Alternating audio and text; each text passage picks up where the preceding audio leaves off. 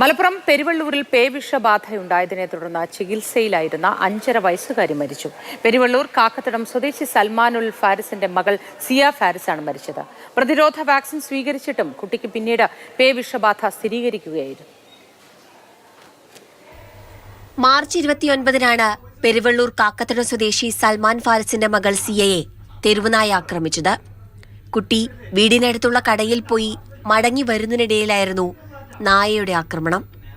തലയ്ക്കും കാലിനുമാണ് കുട്ടിക്ക് പരിക്കേറ്റത്. 2 മണിക്കൂറിനുള്ളിൽ തന്നെ കുട്ടിയെ കോഴിക്കോട് മെഡിക്കൽ കോളേജ് ആശുപത്രിയിൽ എത്തിച്ച് പ്രതിരോധ വാക്സിൻ നൽകി. 3 ഡോസ് IDRV വാക്സിൻ കുട്ടിക്ക് നൽകിയിരുന്നു. കഴിഞ്ഞ ദിവസങ്ങളിൽ കടുത്ത പനി അനുഭവപ്പെട്ടതിനെ തുടർന്നാണ് വീണ്ടും മെഡിക്കൽ കോളേജിൽ എത്തിച്ചത്. പിന്നാലെ പേവിഷബാധ സ്ഥിരീകരിച്ചു. ഇന്നു പുലർച്ചെയോടെ മരിച്ചു.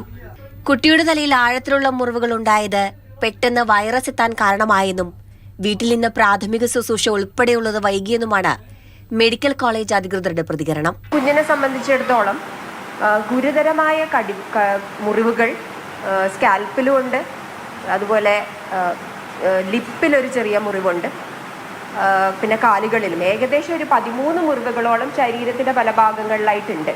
ഇതിനെല്ലാം പ്രഥമ ചികിത്സ ഇവിടെ വന്ന ശേഷം ഞങ്ങൾ കൊടുത്തിട്ടുണ്ട്. വീട്ടിൽ നിന്ന് പ്രഥമ ശുശ്രൂഷ കിട്ടിയിട്ടില്ല എന്നാണ് ഹിസ്റ്ററിയിൽ നിന്നും മനസ്സിലായി കഴിഞ്ഞത്. സിയ ഫാരിസിന്റെ മൃതദേഹം രാവിലെ 8 മണിയോടെ ഖബറടക്കി. നായയുടെ കടിയേറ്റ മറ്റുള്ള രക്തസാമ്പിളുകൾ കൂടി ശേഖരിച്ച് ആശങ്ക ഒഴിവാക്കണമെന്നാണ് നാട്ടുകാരുടെ ആവശ്യം. മാതൃഭൂമി ന്യൂസ്, മലപ്പുറം, കോഴിക്കോട്.